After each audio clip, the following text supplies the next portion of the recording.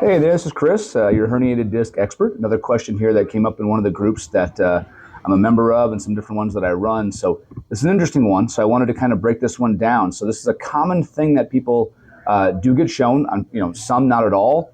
It's also kind of a bit of misunderstanding of what all this means. So McKenzie prone press up aggravates my symptoms. So first of all, we have to understand what the symptom is. Are you talking about just the back? Are you talking about where it's an increasing or aggravating leg pain?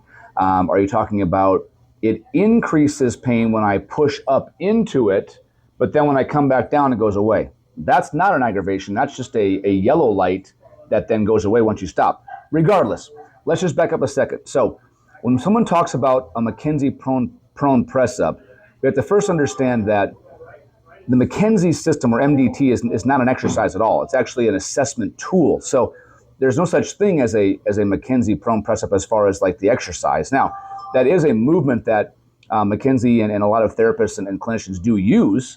It can be quite helpful, but it's just a piece of information. It's a tool to assess what does extension do to the lumbar spine and the symptoms. In the same way, we would normally test what does flexion do, like flexion in line, bringing your knees to your chest. What does a side glide, moving your hips to the left or to the right, what does that do? How does that affect your symptoms? So if we go off of the basis that a certain movement is increasing the symptom and making it worse, that's okay because it is information. So most people do have a directional preference where if they move into a certain direction, they get better. It also means that moving in the opposite direction tends to make them worse.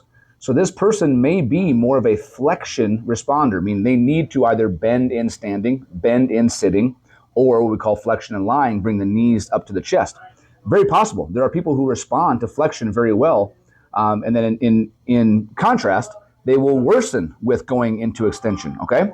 So first understand that this process is very individualized to the person. Not everyone will respond to that movement, right? The press up, not everyone will respond to knees to chest. It sounds like this individual actually responds better to just general strengthening and movement. That's great. That's fantastic. Just understand that there are no 100% good or 100% bad movements or exercises. It all depends on the person, their situation, how their body responds to those movements and those loads. So it's very individualized in every case when dealing with a disc or a spine injury. You have to very individually and very specifically assess that.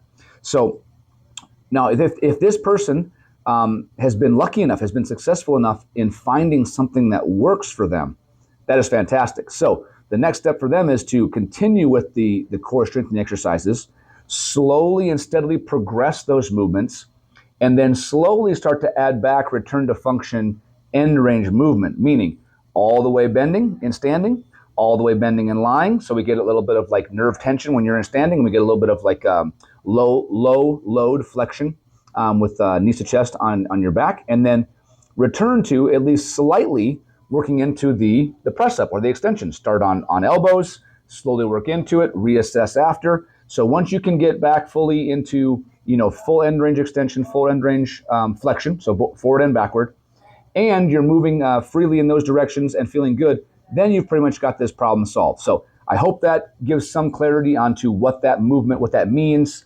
and hopefully that gives you some helpful advice on that. Thanks.